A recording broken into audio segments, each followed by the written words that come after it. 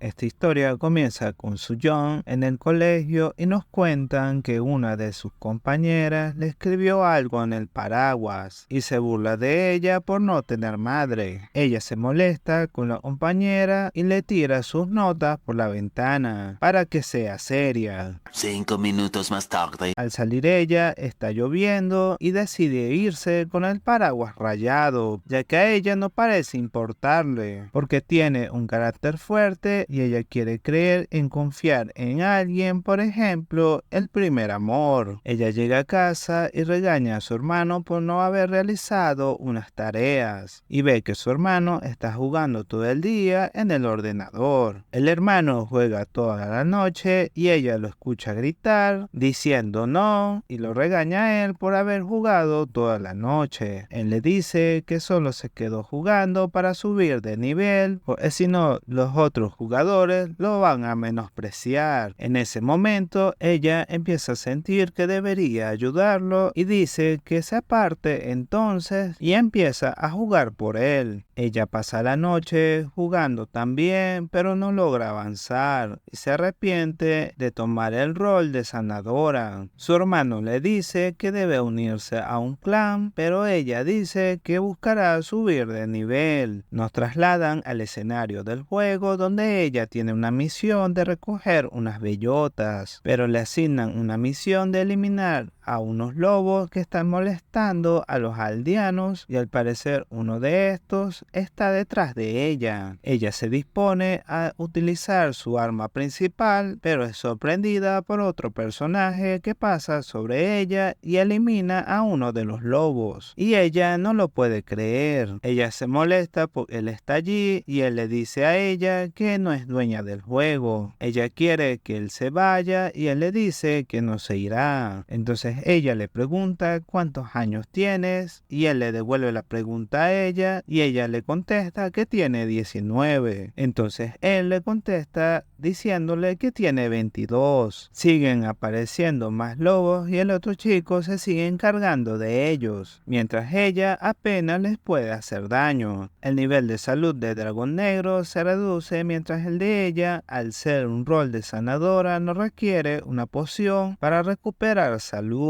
Entonces ambos entran en una especie de partida para poder subir de nivel y empiezan a combatir a los lobos. Dragón Negro, a pesar de eliminar a varios, tiene un nivel de salud muy bajo. Ella lo sana a él y ambos se miran fijamente. Él percibe a otro lobo, la aparta para protegerla y llega el jefe final y proceden ambos a enfrentarlo y a derrotarlo. Él admite que ella es más fuerte de lo que pensaba y ella le dice que él también es muy bueno. Él envía una solicitud de amistad y ella acepta ser amiga de él. Nos trasladan a la aldea donde se comercia todo tipo de pociones y herramientas para el juego. Entonces llegan los aliados de Dragón Negro, entre ellos Máxima Profesional, TVXQ y Bicho Frijolero, ellos identificándose como el equipo de ataque fatal. A ella la confunden con un chico, pero ella aclara que es una chica, lo que sorprende a Dragón Negro, y ella aclara que el apodo de príncipe lo puso fue su hermano, que es algo inmaduro y que mejor la llamen Fresa. Entonces Dragón Negro y ella se quedan viendo fijamente, entonces se van a otro lugar a tirar unas piedras. Él le pregunta a ella por qué juega con el nombre de su hermano y ella le dice que juega para poderlo ayudar a subir de nivel, para que sus amigos no lo menosprecien. Él le pregunta si ella se lleva bien con su hermano, entonces ella le dice que no y que le parece que es muy inmaduro. Le confiesa que no tiene madre y que su padre está ocupado, pero ella, como su hermana, lo debe cuidar. Él le pregunta a ella quién te cuida a ti. Ella dice que puede hacer las cosas por su cuenta, pero él le dice que la cuidará en el juego. Ella dice que se siente bien acompañada ya que él es mayor. Ella le dice que quiso un hermano mayor y no uno menor. menor en quien confiar. Él le pregunta a ella si confiaría en él y ella le dice que sí. Ella le pregunta a él si tiene hermanos, pero él dice que es hijo único y que de hecho él no tiene padres. Entonces ella llega a un acuerdo con él de cuidarse mutuamente para no sentirse solos. Entonces ambos comienzan a charlar por teléfono y pasan los días y ambos desarrollan algo más que una amistad. Ella está muy ilusionada, pasa el tiempo y ella le comenta de una reunión de equipo en persona y ella se alegra de por fin poderse ver y entonces él le dice que quiere verla. Llega el día.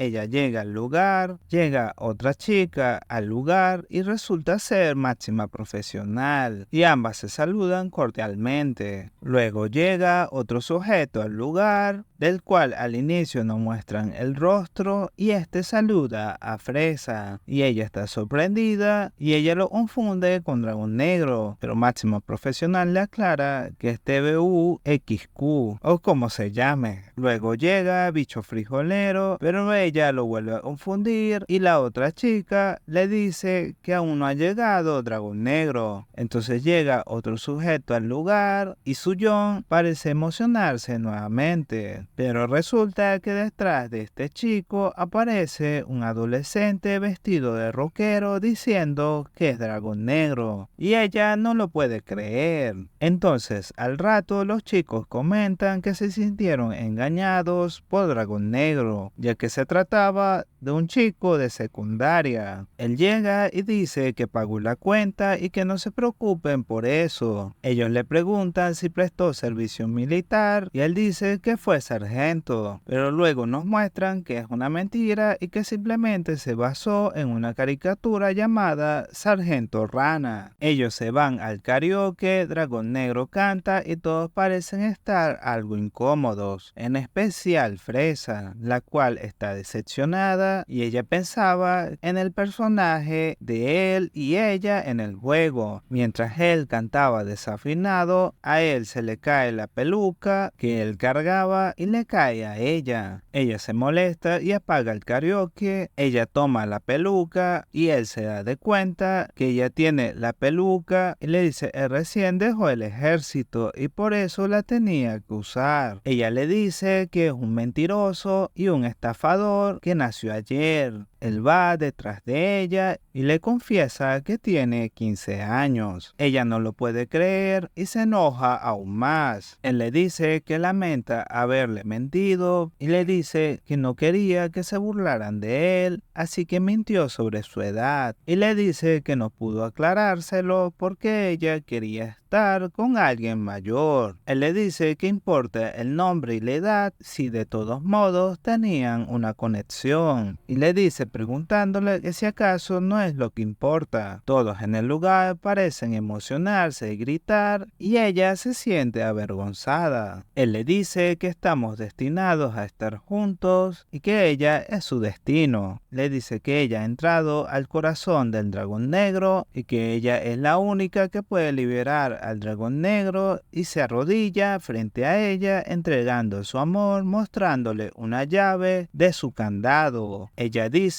que la edad no importa, pero igual lo insulta porque su personaje no era real y lo ve patético y se va del lugar y Dragón Negro queda como un soldado caído en el lugar. Luego van por él sus escoltas, los cuales le dicen que debe irse a la academia. Suyon llora desconsoladamente en su habitación, su padre no sabe qué le pasa, entonces ella en su habitación dice: mi primer amor, Dragón Negro, resultó ser la fase más oscura de mi vida. Y piensa desde ese día que si te apoyas en alguien, puedes caer más fuerte. Nos trasladan al presente, el año 2024. Ella está discutiendo con uno de los directores porque este quiere renunciar por ella. Luego nos trasladan con otro chico, el cual está conversando con un sujeto que aspira a ser presidente de la compañía de construcciones Yuson. Este le pregunta por el nieto de la presidenta. Él dice que el nieto se llama Ben Jun-yeon y que tiene una maestría en Harvard y que es toda la información que tiene sobre él. Al parecer, también está llegando una señora con un personal de seguridad. Entonces llega donde este chico, le dice: jefa Kwon, llegó tarde. Ella se disculpa y dice que había mucho tránsito. Y le dice al sujeto que estaba conversando con el chico de que debía acompañarla a ella a auditoría por haber realizado un soborno. El sujeto le dice que no va a sobrevivir por haberlo delatado, pero resulta que le confiesa que él es Jun-yeon, lo cual sorprende a este. Hay unos chicos en la oficina viendo una película de terror, pero uno de ellos dice que su jefa da más miedo y le cuentan a un pasante cómo Soo-yeon ha hecho que distintos directores renuncien por sus malas conductas y la apoda la matadora de directores. Ella llega y dice que se pueden ir a casa. Luego nos trasladan con Jun-yeon, el cual espera la próxima orden de la presidenta, y la señora Kwon le dice a él que él ahora será director y que se deberá encargar que las ventas aumenten, ya que las mismas han estado estancadas. Él revisa la documentación y ve el currículo de Soo-yeon, el cual tiene una nota diciendo que es matadora de directores. Kwon le dice que la presidenta dejó claro que deberá seguir las normas estrictamente. Él se plantea lucir perfecto ante el público y no hacer algo que dañe su reputación y renunciar a su vida personal, ya que podría arruinar su imagen de empresario ideal. Pero él de todas formas decide ir a un concierto y va por un pasillo vestido de rockero, así que decide no renunciar a su vida personal, pero sí deberá esconderla, esto mientras él disfruta del concierto.